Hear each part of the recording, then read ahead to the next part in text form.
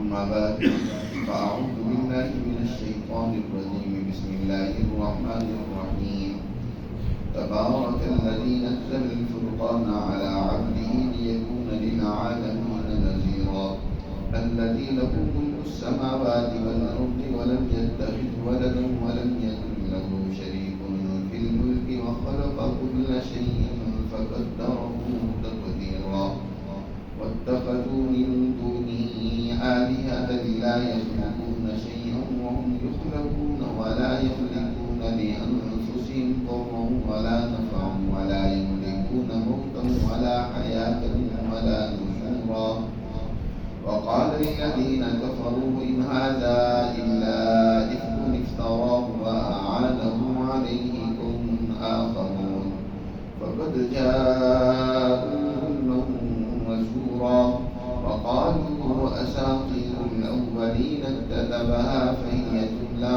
عليه بكرة وأصيلا قل أنزله الذي يعلم السر في السماوات والأرض إنه كان غفورا رحيما وقالوا ما لهذا الرسول يأكل الطعام ويمشي في الأسواق لولا أنزل إليه ملك فيكون معه نذيرا أو يلقى إليه كنز أو تكون له جنة يأكل منها وقال الظالمون إن تتبعون إلا رجلا مسحورا انظر كيف ضربوا لك الأمثال فضلوا فلا يستطيعون سبيلا. صدق اللہ العظیم. یہ سورۃ الفرقان، اس کے 7 رکوع ہیں.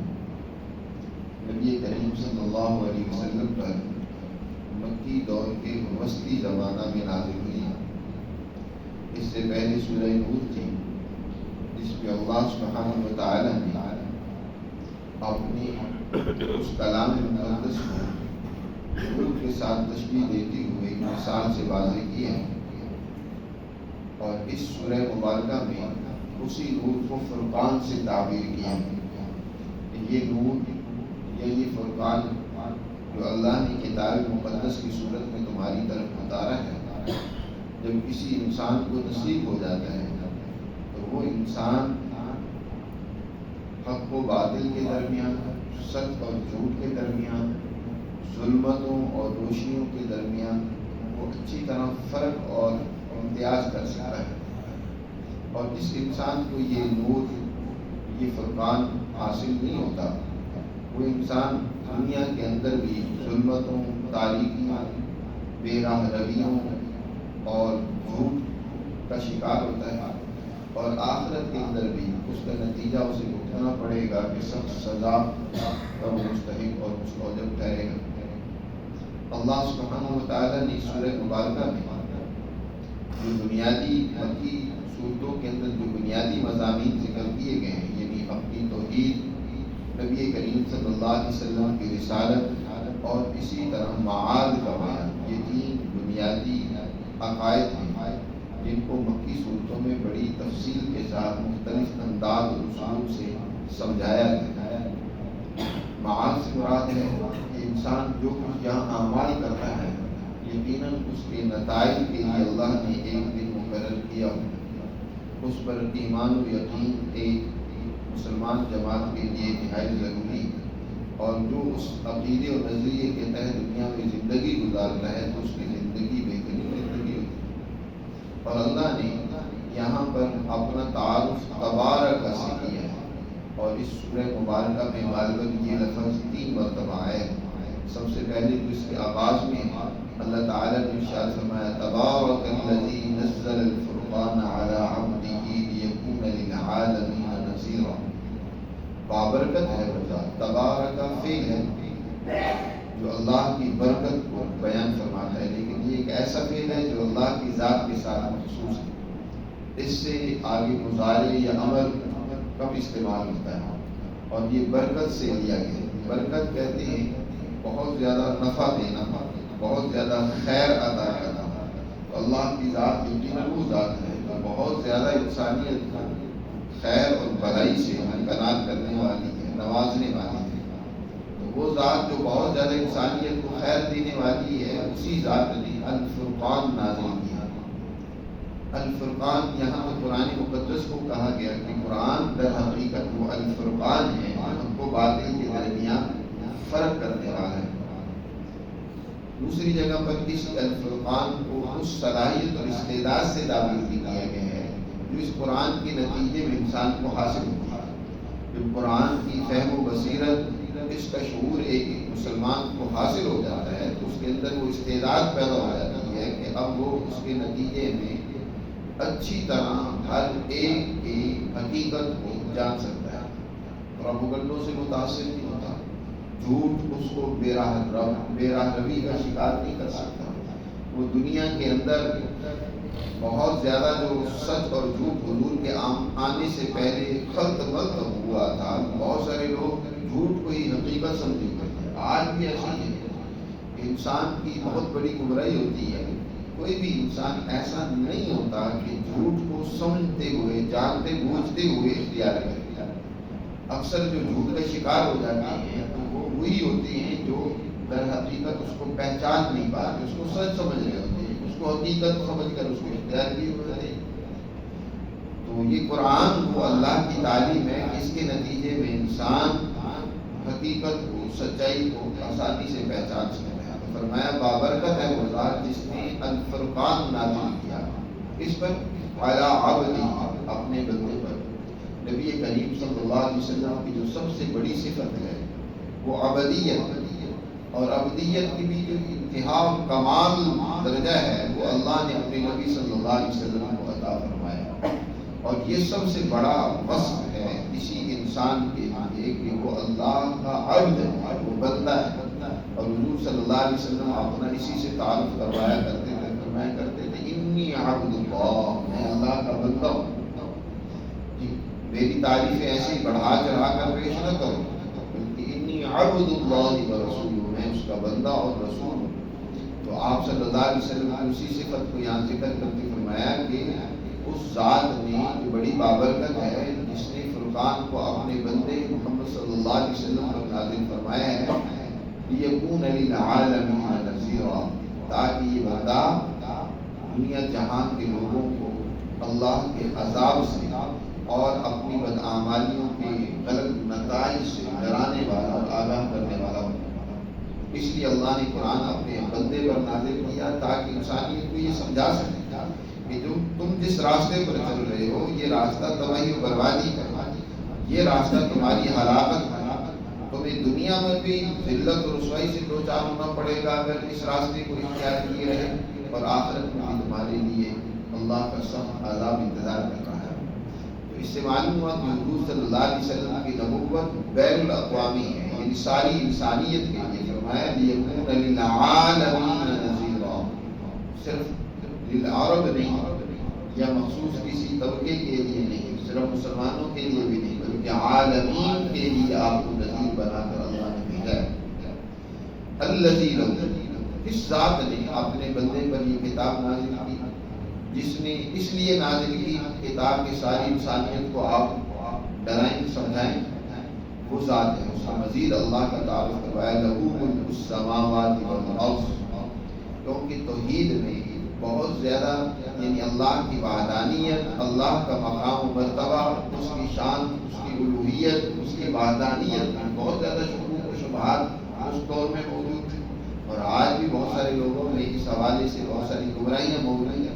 اس لیے سب سے پہلے اللہ کی وحدانیت اور توحید کو بہت ہی عمدہ انداز میں بیان فرمایا کہ اللہ وہ ذات ہے کہ لہو ملک السماوات والارض، آسمان و زمین کی بادشاہت، حکمرانی، ان پر غلبہ، ان پر اختیار اسی ہے۔ آسمان و زمین کا مالک وہی ہے۔ ولم یتخذ ولدا، جس نے کسی کو اپنی اولاد نہیں بنایا۔ یہ بھی ایک گمراہی ہمیشہ سے رہی ہے کہ بہت سارے لوگوں نے اللہ کو اپنی اوپر قیاس کر کے سمجھنے کی کوشش کی ہے کہ جیسے انسان جو اولاد کا محتاج ہوتا ہے، اس کی اولاد اس کی معاون ہوتی ہے، تو اسی طرح اللہ میاں بھی ہے کہ اس کی اولاد ہے۔ تو اللہ تعالیٰ نے یہاں اس بات کو واضح کیا کہ ولم یتخذ ولدا، کہ اللہ کی کوئی اولاد نہیں ہے۔ وَلَمْ يَكُنْ لَهُ شَرِيكٌ فِي الْمُلْكِ، اس ساری کائنات پر اختیار اسی کا ہے اور اس کی اس بادشاہت اور اس مملکت میں اس کا کوئی شریک اور برابر کا بھی نہیں ہے، سب اس کے بندے اور اس کے محتاج ہیں۔ وَلَمْ يَكُنْ لَهُ شَرِيكٌ فِي الْمُلْكِ وَخَلَقَ كُلَّ شَيْءٍ فَقَدَّرَهُ تَقْدِيرًا، اور اس کائنات کی ہر چیز کا خالق بھی ہے اور ہر چیز کو اس نے پیدا کیا ہے اور بہت ہی بہترین انداز سے، بہترین طریقے سے ہر ایک کی اس صلاحیت اور نوعی خصوصیات کے ساتھ اس کو پیدا کیا ہے۔ انسان کو ہی دیکھ لیں، انسان کے اعضاء کو ہی دیکھ لیں کہ اللہ نے کیسی عمدگی کے ساتھ اس کو پیدا کیا، وَخَلَقَ كُلَّ شَيْءٍ فَقَدَّرَهُ تَقْدِيرًا، کہ اس کی ہر ایک کی ایک بہترین تقدیر اور اندازہ مقرر کیا۔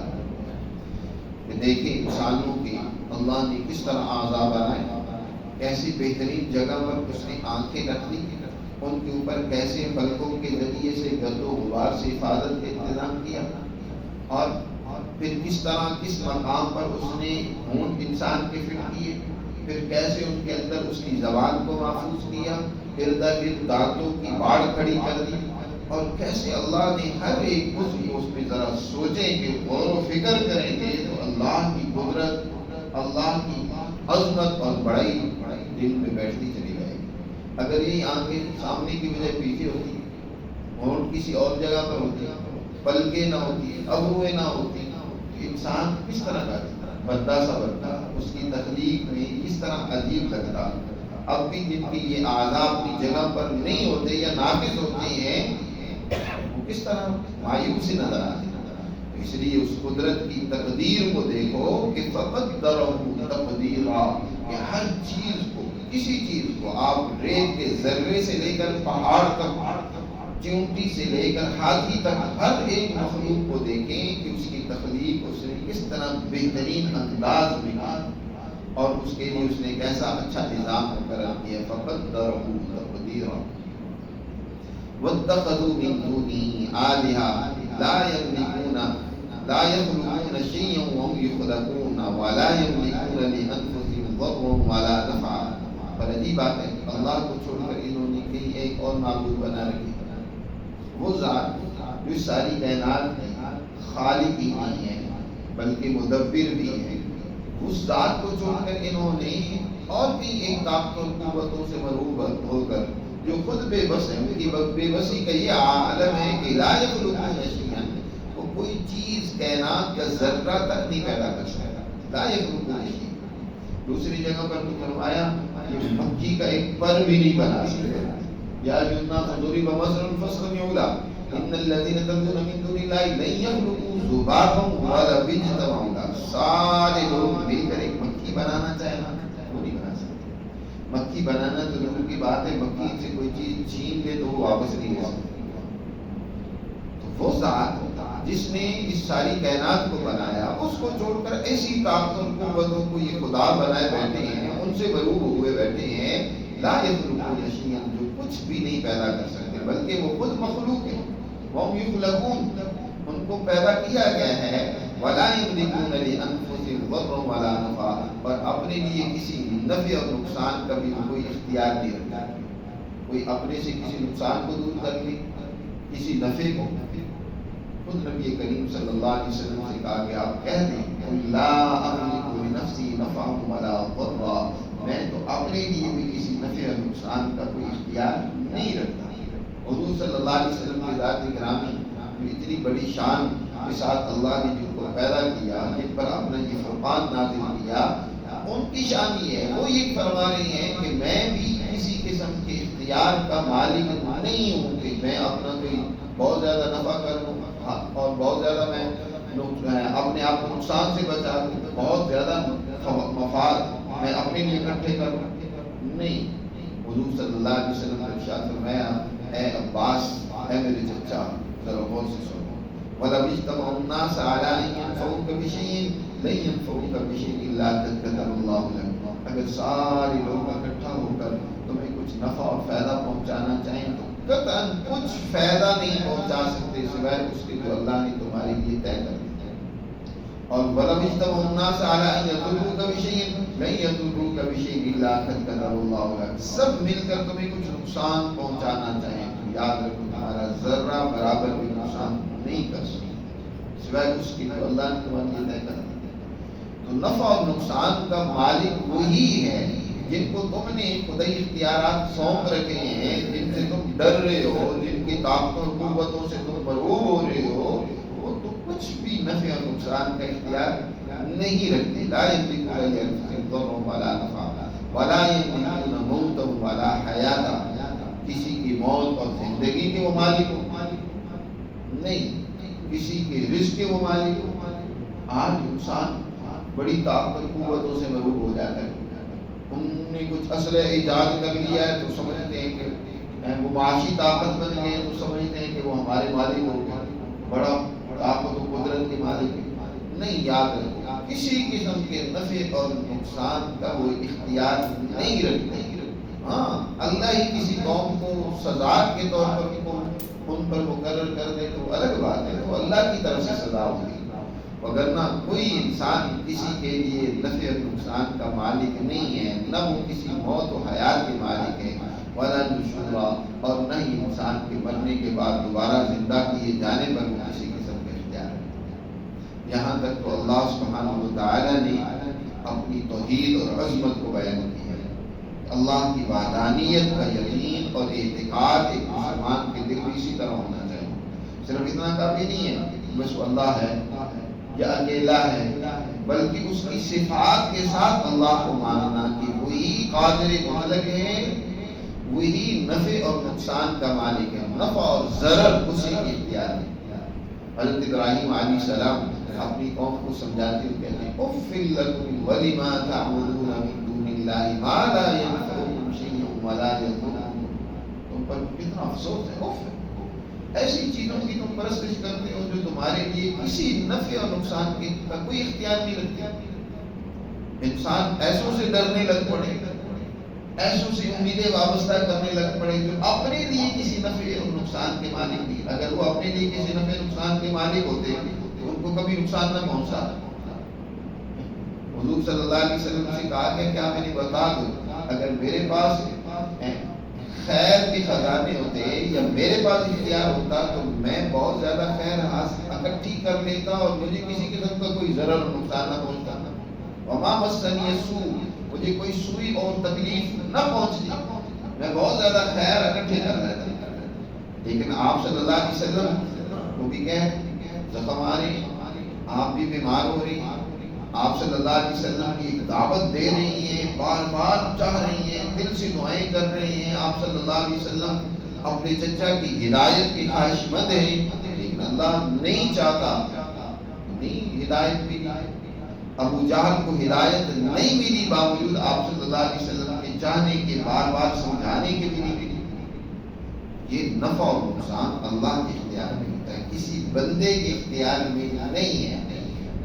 آج دنیا کی وہ پاورفل طاقتیں قوتیں جن سے آج کمزور طاقتیں قومیں ڈر رہی ہیں، اگر وہ نفع اور نقصان کا اختیار رکھتی تو اپنا کبھی نقصان نہ ہونے دیتی. انہیں بھی بڑے بڑے نقصانات کا سامنا کرنا پڑتا ہے. آگ لگ جائے ان کے جزیروں میں تو بجھانا اور ان پر قابو پانا ان کے لیے مشکل ہو جاتا ہے، اور طرح طرح کی مشکلات اور مسائل سے وہ لاچار ہیں. آج ان کی معیشت ڈاواں ڈول ہو رہی ہے، وہ ہاتھ پاؤں مار رہی ہیں. اگر وہ اختیار رکھتے تو اس طرح کی مصیبت اور پریشانیوں کا سامنا انہیں نہ کرنا پڑتا. یاد رکھنا نافع اور ضار صرف اللہ کی ذات ہے، اس کا یقین ہونا چاہیے. اسی کو عقیدہ توحید کہا جاتا ہے. انسان کا اللہ پر اس کی صفات کے ساتھ کامل اعتماد اور یقین. اس کے بعد نبی پاک صلی اللہ علیہ وسلم کی رسالت کو اور حضور کی رسالت سے متعلق اس وقت جو کفار کی طرف سے طرح طرح کے شکوک و شبہات پیدا کیے، اللہ نے 5 شکوک و شبہات کو یہاں ذکر کر کے ان کا بڑا مثبت اور بہترین جواب دیا ہے. اس پر انشاءاللہ آئندہ درس میں بات